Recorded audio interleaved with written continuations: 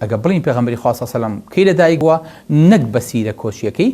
بەسیرە میلادەکەی ئەڵێن لە 22 ئەپریلی ساڵی 570 زاینە لەدایک بووە.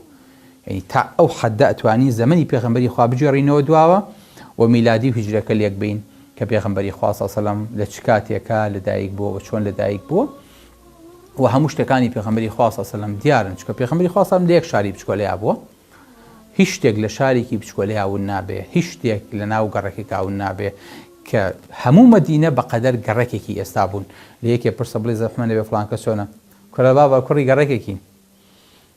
جا کوڕی گەڕێکی ئەو کاتەش زۆر تێکەڵ و زۆر تێک سمڕا و زۆر ئاگاداری یەکتری بوون، بۆیە هیچ شتێک لە ژیانی پێغەمبەری خوا صلی الله علیه و سلم ون نەبووە، تەنانەت خوشک و برای نەبووە بۆ ئەوەی کە پێغەمبەری خوا صلی الله علیه و سلم بە تاکی دەرکەوێ و بە تاقانە دەرکەوێ. تاقانش هەموو چاوێکی لەسرە، بە تایبەتی دوای مردنی باوکی کە هەموو ناز و بۆ نێدراوە بشێوە بە پێغەمبەری خوا صلی الله علیه و سلم، پاژەوەی کە لە باوک و لە دایک و لە برا و لە مام و لە باپیر هەمووی بێبەش بووە، هەموو ئەنزارەکان چۆتە سەر پێغەمبەری خوا صلی الله علیه و سلم. لە عەبدوڵڵا یەک مناڵ ماوەتەوە، ئێستاکەنە هەموو چاوەکان ئاوا لەسەرن، بۆیە هیچ شتێک